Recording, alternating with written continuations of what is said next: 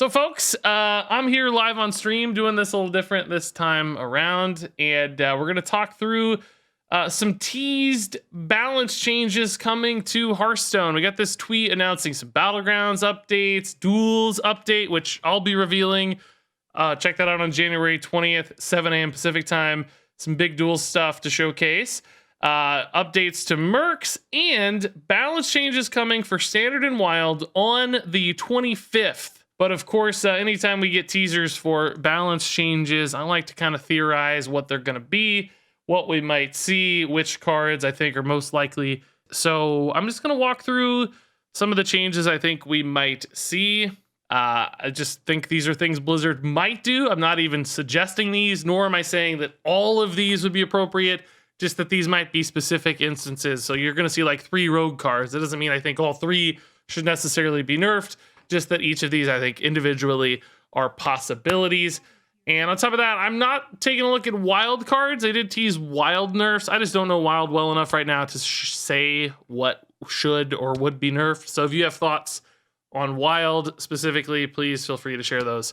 Quick update after I recorded the rest of this video. This was posted on Twitter from Ixar, suggesting that Sorcerer's Apprentice will indeed be one of the wild nerfs. This isn't confirmation, but I don't think he'd post this if Apprentice wasn't getting looked at, so we won't discuss that in the video, but keep that in mind.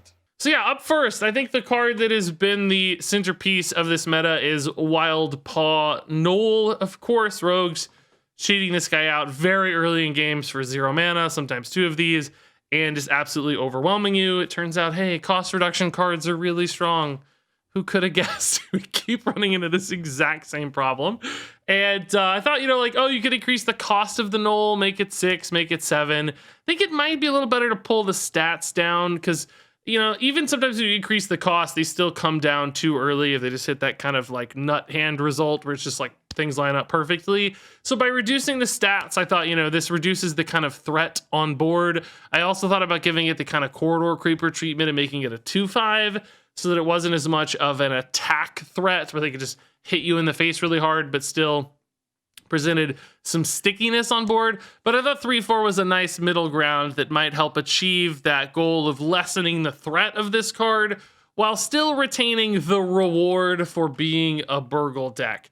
Because I'd hate to see like the whole Burgle package with Maestra and all this stuff go away completely, because there's something really fun to the Burgle package. It's just the way it's interacting right now and the way Knoll is just way too swingy early.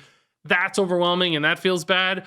So retaining some of that upside and some of the speed of the deck, but maybe just lessening the sort of onboard impact seemed like a slightly better change. So that's why I'm going for the stat decrease here as opposed to the cost increase. Which would you rather see? Why not both? Okay, so chat thinks it should be a 9 mana 2/2 or something. I get it. Some people are indeed suggesting a middle ground, but Blizzard doesn't typically do that lately. They don't just like nuke cards from orbit as much. They usually try to keep cards playable and interesting.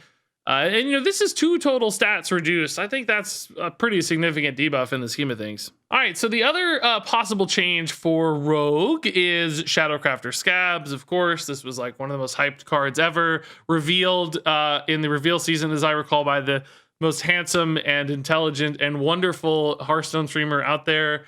Forget who it was, but I just remember thinking that guy is something special. He's really got it. So we all knew it was going to be good.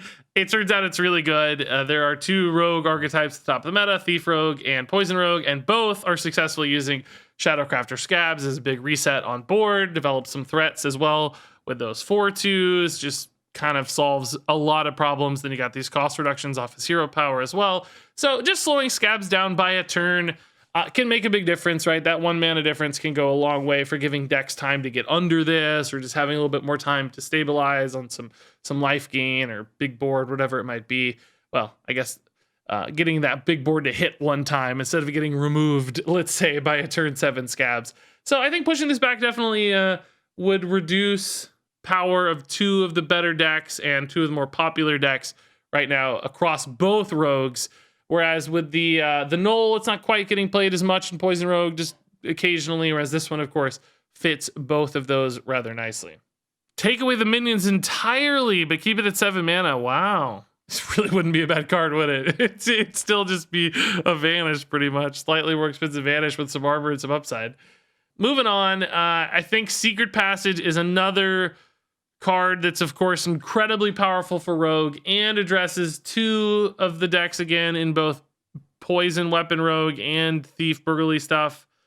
It's great in both of those, just, giving you crazy null turns in Thief, giving you damage discovery options, like finding damage pieces off the passage, of course, in Weapon Rogue. So making it cost more, putting a higher tax on this one. I mean, Secret Passage has been insane since inception. It already got nerfed once to 4 cards. It's still insane.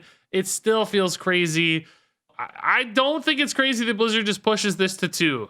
That basically means you have less mana to spend after you've Secret Passage, which of course reduces the utility of the cards you might find in the Secret Passage. Suddenly you can't squeeze in the Wicked Stab or whatever in a given turn. These small little incremental changes start to add up, and then, the card's power level is notably diminished. So I think Secret Passage has been good for long enough. Pushing it to 2 mana, it might still be pretty good is what's crazy. I think it'd still be a solid card. Just pull down those peaks of power a little. Let's move on to Mage. I think Mage is the other big target here for nerfs. Mage, of course, doesn't have the crazy win rates, but Mage is more about feel than power level because everybody hates losing to Mozaki Mage. And I will say Mozaki's Mage win rate has gone down notably because Poison Rogue has gotten more popular, and Poison Rogue is in auto win against Mozaki Mage. It actually has an 86.5% win rate against Mozaki Mage, which is hilarious. But you can see how when you've got that incredible mismatch, what's the word I'm looking for? Whatever. The meta sort of starts to warp around those two things, right? Like Poison Rogue becomes really good because it's good against this one specific thing that was getting really popular. So anyway, Mozaki Mage from a feel standpoint feels terrible. All of these spell spam mages, everybody complains about them all the time. So I do think Blizzard will take a look at Mozaki or I'm just going to kind of run through all 3 of these simultaneously. Incanter's Flow or maybe Cram Session. I don't really know. Mozaki is obviously the visible target. It's the thing you lose to. So I think there's a way to go there and just make Mozaki cost 2 additional mana to really slow that down and make it harder to weave everything into a single turn if you have to kick off with some actual things that cost mana, which you don't always, but sometimes you do. Might be hard to get a refreshing spring water off or something. I don't know which of this trio it would be. I don't think it'd be multiple pieces necessarily because the win rate for the deck is not excessive. It's all about feel. So Mozaki to 12 mana, says Twitch chat. Sign me up. I'm here for it. So Pirate Warrior. Pirate Warrior is actually a really interesting case, right? Pirate Warrior, kind of like Mage, actually, doesn't have a crazy win rate at higher ranks. When you look at even Diamond through Legend, Pirate Warrior is low tier 2, right? So not a crazy win rate deck, but as you get lower and lower, Pirate Warrior gets better and better. So for Bronze through Gold, for instance, Pirate Warrior is the second best deck in the game at high tier 1, basically the best deck, pretty much tied with Libram Paladin. So much like with Mage, you have a kind of a problem here. Like Mage, we talked about it's a feel-based nerf. If they do nerf it, it's not a power level-based nerf. For Pirates, it's kind of a power level-based nerf, but for different slices of the population. Do you nerf Pirate Warrior for lower skill players, even though it's irrelevant as a nerf for higher skill players? Because at high ranks, Pirate Warrior is popular. It's just not crazy strong or anything. And I think you got to make the game accessible for casual players. You got to recognize the importance of that side of the player base. You can't only balance for the peak of the meta. So I think a nerf or 2 to Pirate Warrior to soften it up a little bit is definitely warranted. I wouldn't be surprised at all if we see a change to Warrior for that reason. Now, that might also be another instance where Wild comes into play here and they can nerf a card that sort of affects both formats. I don't know what the most problematic cards are for Pirate Warrior and Wild. So the 2 suggestions I've made here may not be the most relevant if indeed, considering both formats is is the way to go. For standard, I thought Stormwind Freebooter just reverting its buff is a pretty obvious thing they've already done before for the 1-drop pirate, so that seems sensible. I also think Cannoneer is a pretty good target card for standard format, making it a little bit easier to deal with, a little bit of a less of a tempo force on its own right as a 3/3 by making it a 2/2. Both seemed like relevant changes.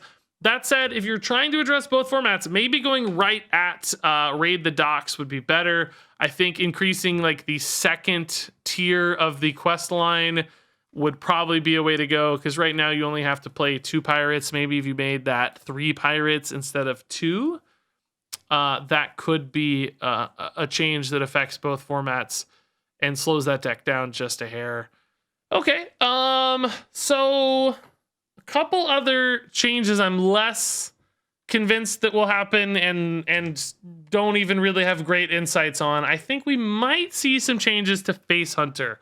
Face Hunter is still lingering around at the top of the standard format meta. Currently the second best deck in the game from Diamond to Legend. And it's just been around so long. And if you nerf other things, it starts to open up windows for Face Hunter to potentially just get better and better.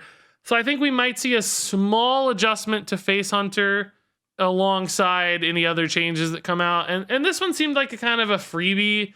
Doggy Biscuit right now is creating some pretty tough like snowballiness, I think, in Hunter. And by the way, I could not find really a great target to nerf in Hunter. Part of me still thinks Trampling Rhino, but that seems too late in the game. So I thought the kind of 1/2 into Doggy Biscuit with 3 health can create like a really stacked Intrepid Initiate, for instance, that can be hard to get away from sometimes. Like that just whacks you because you just can't quite deal with that 5 health on turn 2.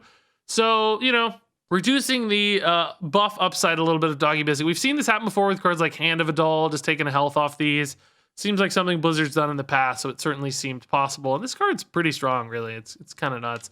And then on the other side of that, I thought about Adorable Infestation. Adorable Infestation actually has, I was looking really surprisingly high drawn win rates in Face Hunter. And the bonus upside here is that Beast Druid is also a deck at the top of the meta. We've got Beast Druid as the 3rd best deck right now in standard format from Diamond to Legend. And this is also really good in Beast Druid. This is like the highest drawn win rate card in Beast Druid as I recall. 56.6% drawn win rate, highest in the entire deck for a tier 1 deck, because all of the beasts that you summon are really good to enable this card, Frost Saber Matriarch, and make this come down earlier. And then, of course, you got Oracles of Elune, snowballing all this stuff as well. And essentially, you create these like crazy, overwhelming boards for Beast Druid because of Adorable Infestation. So I thought maybe pushing this card back. Another one's like, oh, hey, look, cost discounts are a problem. Who could have guessed? Maybe moving this to 8 would be fine. Or maybe just taking a look at Adorable Infestation because it's good in both Face Hunter and Beast Druid. And if you look at this card, it really does do a lot. So yeah, those are my recommended change. Well, not really recommended. Those are my potential changes. I actually don't recommend a lot of these. I think I talked through the ones that I do. But I think, any of these given changes could happen. 1 or 2 of these changes for Rogue, probably just 1 change here for Mage, and then maybe a change for Pirate Warrior and Face Hunter and Beast Druid, I think are all possibilities indeed. There you go. So if you're watching this on YouTube, thanks for watching, and until next time, game on.